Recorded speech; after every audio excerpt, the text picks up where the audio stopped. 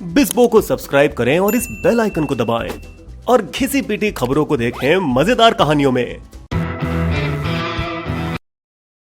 क्या आप जानते हैं दूध पीते समय बिल्ली अपनी आंखें क्यों बंद करती है? कहा जाता है वो इसलिए क्योंकि अगर वो खुद नहीं देख पाती कि वो क्या कर रही है तो भला कोई और कैसे देख सकता है। ठीक ऐसा ही बर्ताव आजकल चीन अपने टॉप टेनिस खिलाड़ी पुंग शुआई के साथ कर रही है। हमें इसके बारे में कुछ नहीं पता, मैंने तो ये बात कभी सुनी ही नहीं। पुंग शुआई की हालत उस दिन से संदिग्ध है जब 2 नवंबर के दिन उन्होंने अपने आरोपों को सार्वजनिक किया।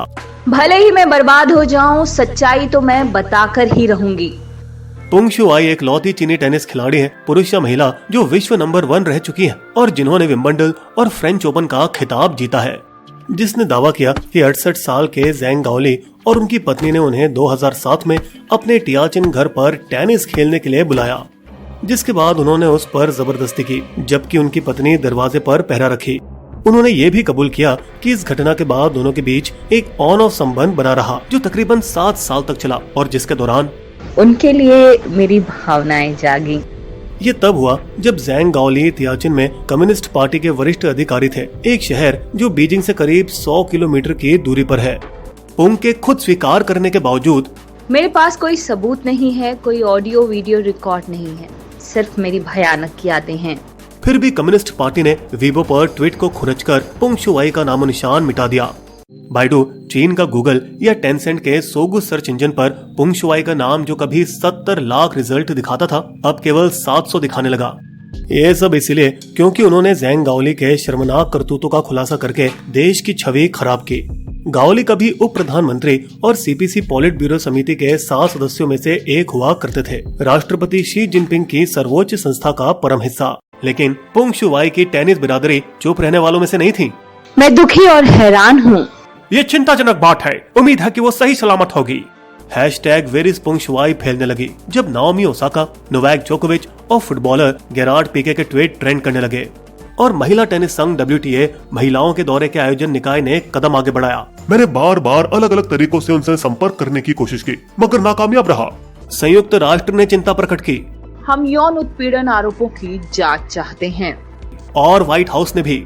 हम चाहते हैं कि चीन उसके ठिकाने का साफ साफ पक्का सबूत दे। एक लौता प्रभावशाली संस्था जो आलोचना करने से झिझका वो था अंतर्राष्ट्रीय ओलंपिक समिति IOC, जिसने ईमेल द्वारा टिप्पणी भेजी। ऐसा देखा गया है कि इस तरह के मामलों में शांतिपूर्ण कूटनीति से बेहतर हल लाए जा सकते हैं। बावजूद इसके कि पुंग शुआई ने 3 ओलंपिक खेल बीजिंग, लंदन और रियो में भाग लिया और 2010 एशियाई खेलों में चीन को स्वर्ण पदक जिताया। देखा जाए तो स्विट्जरलैंड स्थित IOC एक कठिन स्थान में है। शीतकालीन ओलंपिक जो 4 फरवरी 2022 से शुरू हो रही है उसकी मेजबान और कोई नहीं बल्कि चीन है। पहले से ही उइगरों के मुद्दों पर कई मानवाधिकार संगठन उसे बहिष्कार करना चाहते हैं। खेलों को अमेरिका और अन्य देशों से राजनयिक बहिष्कार के लक्षण दिखाई दे रहे हैं। हालांकि शीतकालीन ओलंपिक का पूरी तरह से बहिष्कार करना गलत होगा। हजारों एथलीट 4 साल प्रशिक्षण करते हैं बस ओलंपिक पद की आस में। भारत को भी अपना अभिनव बिंद्रा या नीरज चोपड़ा नहीं मिलता अगर किसी वजह से ओलंपिक खेलों का बहिष्कार किया जाता। इस बार कश्मीरी एल्पाइन स्कीयर आरिफ मोहम्मद खान 2022 शीतकालीन ओलंपिक के एक लौते भारतीय क्वालिफायर हैं।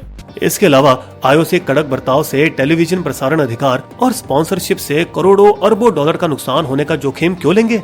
ना ही पूरी तरह से बहिष्कार होने की गुंजाइश है। IOC के सबसे लंबे समय तक सेवा करने वाले सदस्य के मुताबिक अगर पुंग शुआई का मुद्दा हल नहीं होता तो बात हाथ से निकल सकती है। क्या इससे बहिष्कार होगा? शायद नहीं। एक और खेल संस्था NBA, अमेरिकी बास्केटबॉल लीग भी कोई सख्ती नहीं दिखाएगी क्योंकि पिछले साल उन्होंने 3000 करोड़ रुपए गंवाए थे प्रसारण अधिकारों में जब चीन ने उसके 2019-20 सीजन ब्लैकआउट कर दिए ह्यूस्टन रॉकेट के एक ट्वीट के बाद, जिसके जरिए उन्होंने हांगकांग के प्रदर्शनकारियों का समर्थन किया था। लेकिन टेनिस निकाय WTA और ITF अंतर्राष्ट्रीय टेनिस महासंघ चीन पर दबाव डाल सकते हैं और डाल भी रहे हैं। जबकि हमने खिलाड़ी से बात नहीं की, हम चीन के राष्ट्रीय टेनिस संघ CTA के संपर्क में हैं। दबाव ने कमाल दिखाना शुरू किया लेकिन संदेह को शांत करने के बजाय इसे और बढ़ाया जब चीन सेंट्रल टेलीविजन के अंग्रेजी भाषा की शाखा CGTN, जो विदेशी दर्शकों की ओर लक्षित है, ने ट्वीट द्वारा इसे जारी किया। हेलो सभी को, मैं पुंग शुआई हूँ। उस विज्ञप्ति में यौन उत्पीड़न के आरोप वाली खबर गलत है। ना तो मैं लापता हूँ, ना ही कोई मुसीबत में। उनके पहले आरोप में उन्होंने ये लिखा था, भले ही पहाड़ को कंकड़ से मारने जैसा हो या परवाने की तरह शमा पर जल मरने जैसा, मैं तुम्हारे बारे में सच बता कर रहूंगी। टेनिस जगत इस उलटफेर से दंग रह गया। मुझे विश्वास नहीं हो रहा है, जो इंसान इतना साहस दिखाता था वो पूरी तरह से कैसे बदल गया है। चीन ने इसे सुधारने की कोशिश की, इस बार राज्य नियंत्रित अखबार ग्लोबल टाइम्स के संपादक यू जिन के माध्यम से, जिन्होंने कुछ वीडियो ट्वीट किए। एक वीडियो रविवार 21 नवंबर बीजिंग टेनिस टूर्नामेंट का था, जहां पुंग राष्ट्रीय टेनिस केंद्र में दिखाई गई। एक और पुंग को उसी कार्यक्रम के दौरान बच्चों के लिए ऑटोग्राफ देते हुए दिखाया। एक और में पुंग खाने की मेज पर बिना नकाब बैठे नजर आई, अपने कोच और कुछ लोगों के साथ टेनिस मैचों के बारे में बातचीत करते हुए। हैरानी से इस छोटे से वीडियो में उन लोगों ने तारीख को 5 बार जिक्र किया। कल 20 नवंबर है, नहीं कल 21 है। इस तरह की बातचीत जिंदगी के सबूत जैसा वीडियो होता है, ना कि दोस्तों के बीच की बातें। जबकि ये वीडियो नाटक जैसा मंचन था। पुंग काफी रिलैक्स लग रहे थे। उनके बगल वाले व्यक्ति जैंग जुनहुई हो सकते हैं चाइना ओपन टेनिस टूर्नामेंट के कार्यकारी, जो पुंग के साथ बीजिंग किड्स टेनिस इवेंट में उनके ठीक बगल में खड़े हैं। क्या वो उन पर निगरानी रख रहे थे? जबकि WTA boss Steve Simon photo से खुश थे, उनका संदेह गया नहीं। अकेला वीडियो पर्याप्त नहीं, और ये नहीं दिखाता कि वो पूरी तरह से आजाद है और खुद अपने निर्णय ले सकती है या नहीं। मगर WTA boss Steve Simon photo से खुश नहीं थे, उनका संदेह गया नहीं और चीन को आवंटित लाभदायक हाई एंड टूर्नामेंट को समाप्त करने की धमकी दी। WTA फाइनल्स भी, जो 2030 तक वहां आयोजित होने वाला था। दबाव में चीन ने IOC अध्यक्ष थॉमस बाक के साथ 30 मिनट का वीडियो कॉल की व्यवस्था की, जिसने डर को शांत करने के लिए कुछ नहीं किया।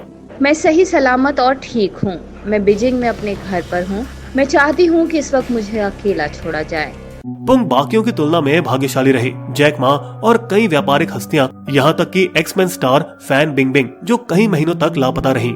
मीटू के कई आरोपों को चीन में दबाया गया। जियांजी का हाई प्रोफाइल यौन उत्पीड़न मामला झू जून राज्य प्रसारक CCTV का प्रसिद्ध मेजबान के खिलाफ था, जिसने 2018 में मुख्तसर समय के लिए मीटू आंदोलन को बढ़ावा दिया, पर जिसे तेजी से दबाया गया जियांजी के वीबो पर पोस्ट करने से रोककर, और सोशल मीडिया से चावल खरगोश मुहावरे को भी हटाया, जो चीनी जुबान में मीटू जैसा सुनाई देता है।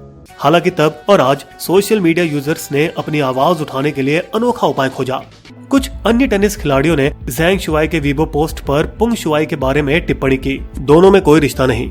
freeweibo.com, जो वीबो से सेंसर किए गए हर पोस्ट का रिकॉर्ड रखता है, जो बताता है कि पुंग शुआई और ज़ैंग गाओली दोनों ही चीन में शीर्ष 10 खोजे गए टॉपिक्स में से एक थे। 35 साल की पुंग शुआई ने 2020 की शुरुआत से पेशेवर रूप से प्रतिस्पर्धा नहीं खेली है, इसलिए अब उन्होंने सब कुछ बताने का निर्णय लिया होगा, जब उनके टेनिस करियर में कोई बाधा नहीं डाल सकता।